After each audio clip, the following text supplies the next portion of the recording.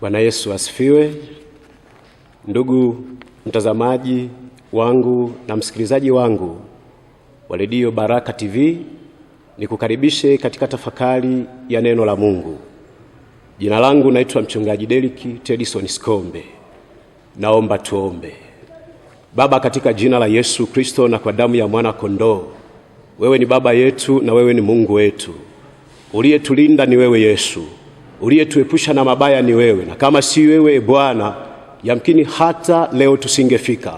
Na kama tumefika ni kwa sababu ya neema yako iliyotubeba. Ninakusihi Mungu sana wakati huu ambao tuko mahali hapa. Ninahitaji msaada utokao kwako, tufundishe, tuelekeze sawa sawa na haja ya mioyo yetu. Kwa Yesu Kristo uliye Bwana na Mwokozi wa maisha yetu, tukiomba na kuamini. Amen.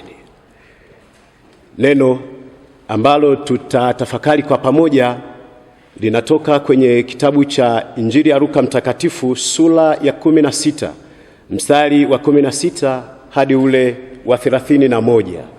Mahali hapa neno la Mungu linasema hivi. Injili ya Luka Mtakatifu sura ya 16, mstari wa 16 hadi ule wa 31. Torati na manabii vilikuwa hapo mpaka Yohana. Tangu wakati huo habari njema ya ufalme wa Mungu kutangazwa, na kila mtu hujiingiza kwa nguvu. Lakini ni vyepesi zaidi mbingu na nchi vitoweke kuliko itanguke nukta moja ya Torati. Kila mwachaye mkewe na kumwoa mke mwingine azini, naye amwoaye yeye aliyeachwa na mmewe azini. Akasema, palikuwa na mtu mmoja tajiri aliyevaa nguo za rangi ya zambarau na kitani safi, na kula siku zote kwa anasa. Na maskini mmoja jina lake Lazaro huwekwa malangoni pake, ana vidonda vingi, naye alikuwa akitamani kushibishwa kwa makombo yaliyoanguka katika meza ya yule tajiri. Hata umbwa wakaja wakamlamba vidonda vyake. Ikawa yule maskini alikufa, akachukuliwa na malaika mpaka kifuani kwa Ibrahimu. Yule tajiri naye akafa, akazikwa. Basi kule kuzimu aliyainua macho yake alipokuwa katika mateso, akamwona Ibrahimu kwa mbali na Lazaro kifuani mwake. Akalia akasema, Baba Ibrahimu, nihurumie, umtume Lazaro achovye ncha ya kidole chake majini, au burudishe ulimi wangu, kwa sababu nateswa katika moto huu. Ibrahimu akasema, mwanangu, kumbuka ya kwamba wewe ulipokea mambo mema yako katika maisha yako, na Lazaro vivyo alipata mabaya, na sasa yeye yupo hapa anafarijiwa, na wewe unaumizwa. Na zaidi ya hayo, kati yetu sisi na ninyi kumewekwa shimo kubwa, ili wale watakao kutoka huku kwenda kwenu wasiweze, wala watu wa kwenu wasivuke kuja kwetu. Akasema, basi Baba, na kuomba umtume nyumbani kwa baba yangu, kwa kuwa ninao ndugu 5, ili awashuhudie, wasije wao pia wakafika mahali hapa pa mateso. Ibrahimu akasema, wanao Musa na manabii, na wasikilize wao. Akasema, la baba Ibrahimu, lakini kama akiwaendea mtu atokaye kwa wafu watatubu. Akamwambia, wasipowasikia Musa na manabii hawatashawishwa hata mtu akikufuka katika wafu.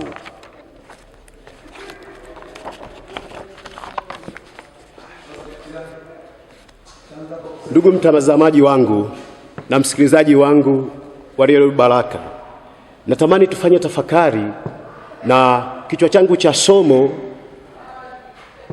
maamuzi yako ya leo ndiyo matokeo yako ya kesho. Kwa nini ninazungumza hivi?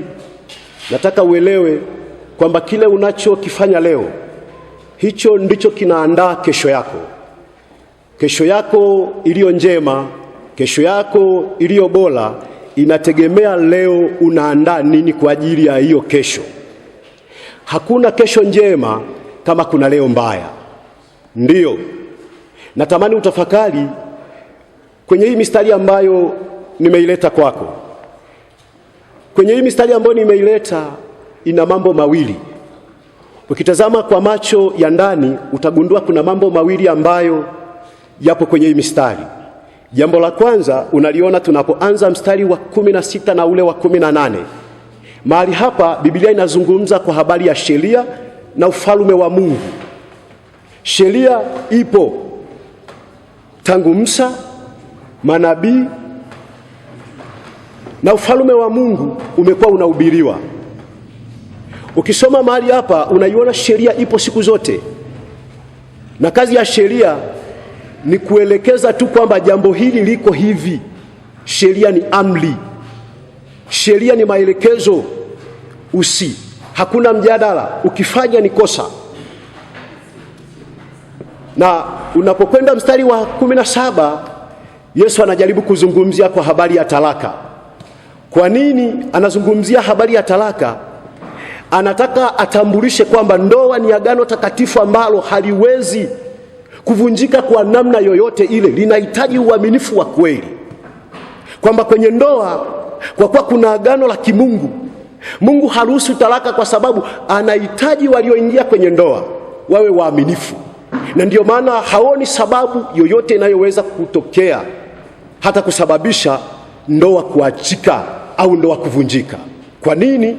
Kwenye ndoa kuna agano la kimungu. Sasa unapo kwenda mstari wa 18, unachokigundua hapa, kwa nini Yesu anaweka msimamo wake? Anataka wafanye hawa watu ambao tayari wako kwenye ndoa waishi maisha ya uaminifu, wasipoteze chochote. Unapohama mstari wa 19 sasa mpaka ule mstari wa 31, Biblia inamzungumzia mtu mmoja ambaye ni tajiri pamoja na Lazaro. Biblia inaeleza maisha ambayo ameyaishi tajiri. Ameishi maisha ya anasa, maisha ya starehe, na kwenye yale malango yake anaishi na mtu mmoja ambaye ni Lazaro. Biblia inamtaja kama mtu maskini. Tunapozungumza kwa maana ya Lazaro, tunataka tulete picha kwako kwamba ni mtu ambaye kwa namna yoyote maisha yake anaishi maisha ya kumtegemea mtu, na mtu mwenyewe ambaye angekuwa msaada kwake ndiye huyo ambaye haoni maumivu aliyo nayo.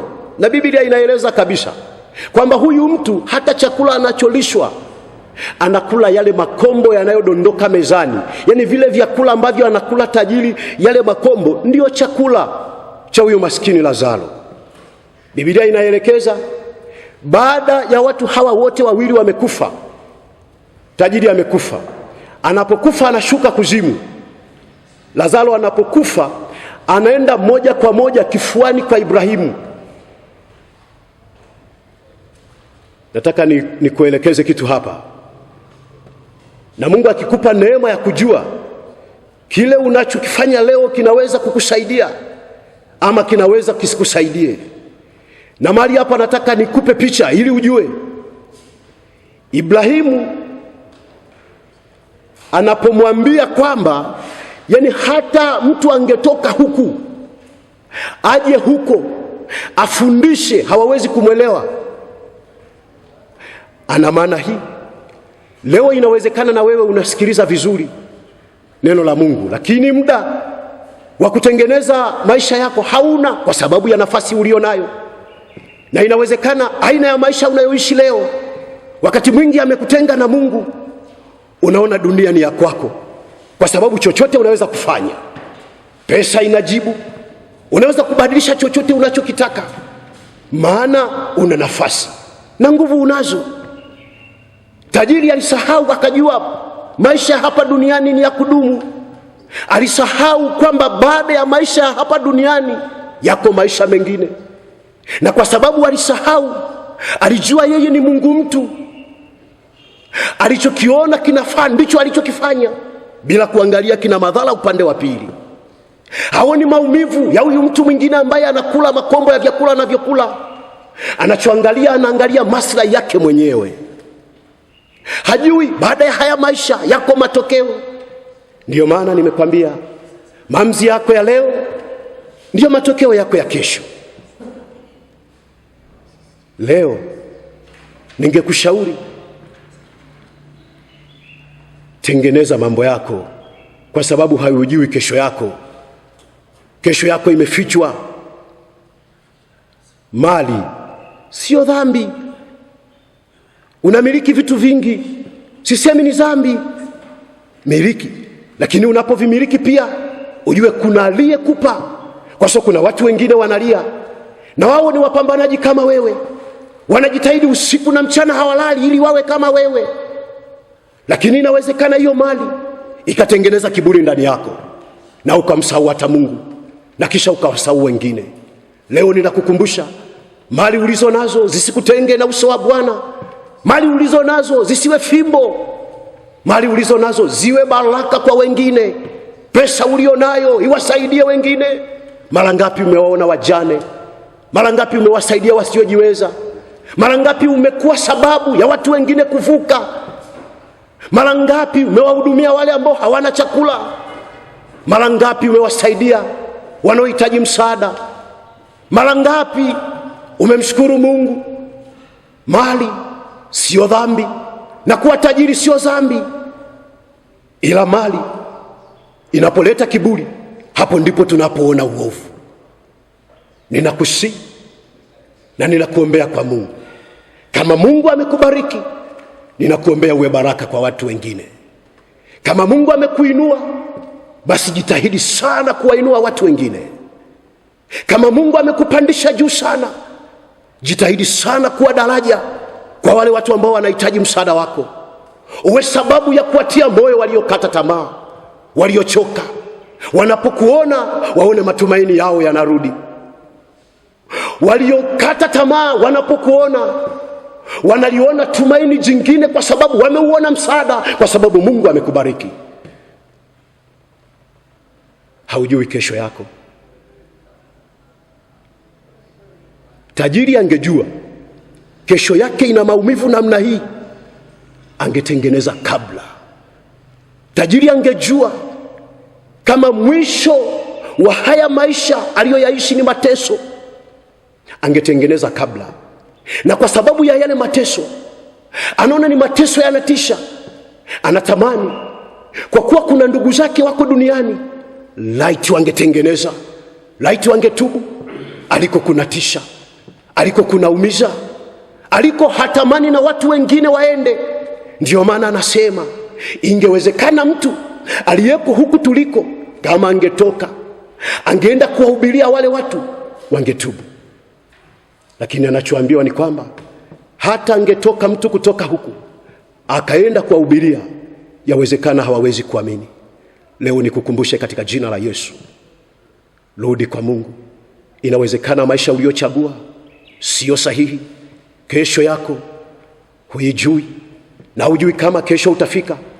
Leo nikushauri na nikusihi, madamu unayo neema, neema hiyo isiondoke kwako. Rudi kwa Mungu. Rudi kwa Mungu, ninakusihi, tengeneza mambo yako kabla siku ya mateso haijaja. Tengeneza mambo yako kabla siku ya maumivu haijaja. Ninakuombea uwe baraka, wainue wengine, wasaidie wengine. Mungu akubariki. Uliyepata neema ya kunisikiliza, unaposikiliza ujumbe huu, anza kubadili mtazamo wako. Yawezekana umetazama vibaya, yawezekana umeishi vibaya, na ulijua wewe ni wewe, na ulijua hakuna mtu mwingine. Leo ninakwambia, kifo kinakuja kama yaliyompata mwenzetu tajiri. Alijuta kwa nini aliishi maisha ya kiburi, aliishi kwa nini aliwanyanyasa watu wengine. Alijuta, analia, na hakuna msaada. Na anaambiwa, uliko na sisi tuliko, hapa katikati pana shimo. Hakuna mawasiliano kati yetu na ninyi mlioko huko, maana hakuna msaada. Kama ni msaada, umechelewa. Kama ulihitaji watu wa kukusaidia, ulishachelewa. Ninakusihi katika jina la Yesu, bado haujachelewa, bado neema ingaliko. Ninakusihi katika jina la Yesu, bado Mungu yupo aliye msaada wa kweli. Anaweza kukusaidia, anaweza kukupa nafasi ya kurudi tena kwa Mungu. Mungu akubariki, Mungu akuinue, Mungu akupe nafasi ya kutafuta lile patano ambalo limepoteza kutokana na maisha ambayo umeishi. Mungu wa mbinguni awe pamoja nao na kutakia tafakari njema na kutakia siku iliyo njema, na baraka za Bwana ziwe juu yako. Naomba na tuombe. Baba, katika jina la Yesu na kwa damu ya Yesu Kristo, wewe ni baba yetu, wewe ni Mungu wetu. Utujalie Bwana. Inawezekana kuna mahali tumesahau ya kwamba kuna siku tutaondoka. Yawezekana msikilizaji wangu anayesikia, mali zimemuondoa kwako, zimetengeneza kiburi, hata hajui nafasi ya kukuabudu wewe. Mungu anapoisikiliza sauti hii, mjalie kusikiliza, na Roho Mtakatifu msaidie kutafakari, ili kupitia tafakari hii Bwana atengeneze na arudi kwako.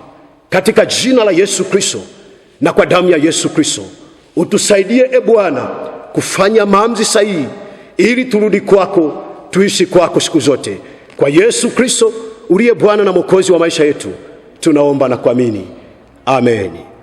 Bwana kubariki, Bwana kukumbuke, na kutakia siku njema na baraka za Bwana.